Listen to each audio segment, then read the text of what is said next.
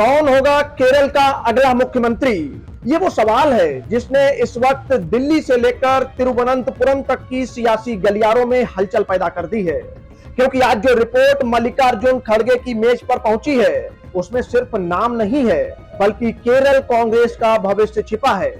आज हम केरल की राजनीति पर बात करेंगे और आपको बताएंगे कि आखिर केरल में सीएम का अगला चेहरा कौन होने वाला है।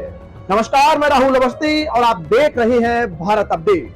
शुक्रवार दोपहर करीब 12 बजे जब पर्यवेक्षकों ने अपनी गोपनीय रिपोर्ट पार्टी के अध्यक्ष को सौंपी, तो मानो सस्पेंस की एक नई परत खुल गई हो।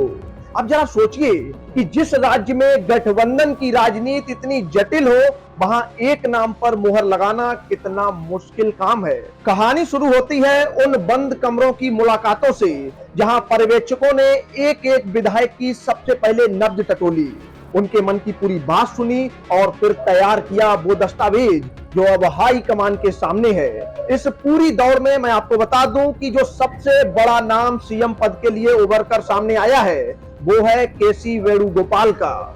सूत्रों की माने तो 40 से 43 विधायकों ने उन पर भरोसा जताया है, यानी विधायकों की पसंद के मामले में वेणुगोपाल सबसे आगे खड़े हैं। लेकिन यहाँ एक पेच है, वेणुगोपाल न सिर्फ एक नेता हैं, बल्कि राहुल गांधी के सबसे भरोसेमंद सिपह सालारों में से एक माने जाते हैं। अब यहाँ एक और एंगल देखिए कि क्या राहुल गांधी अपने उस साथी को दिल्ली की राजनीति से दूर केरल भेजेंगे, जो राष्ट्रीय स्तर पर संगठन की रीढ़ बना हुआ है, या फिर वेणुगोपाल खुद अपनी जड़ों की ओर लौटना पसंद करेंगे? यहीं से विश्लेषण का दूसरा पहलू शुरू होता है, जो आपको जानना बहुत जरूरी है। अगर वेणुगोपाल के नाम पर पेच फंसता है, तो रमेश चेन्नीथला का विकल्प भी मेज पर है, जिनके पास करीब 20 विधायकों का मजबूत साथ है।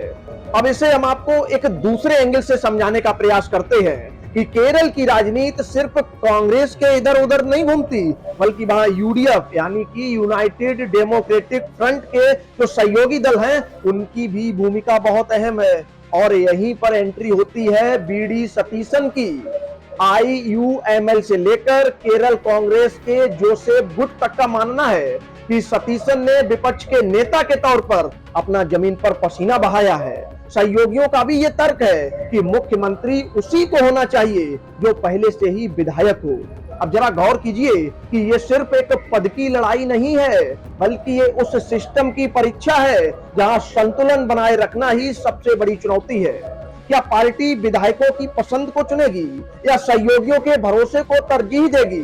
ये फैसला न केवल केरल की सरकार चलाएगा, बल्कि आने वाले सालों में कांग्रेस की अंदरूनी एकजुटता को भी तय करेगा। राजनीति की इस बिसात पर सह और मात का खेल जारी है और अंतिम फैसला अब उस कमरे में होगा जहां कांग्रेस नेतृत्व इन तीनों चेहरों के नफा नुकसान को तौल रहा है।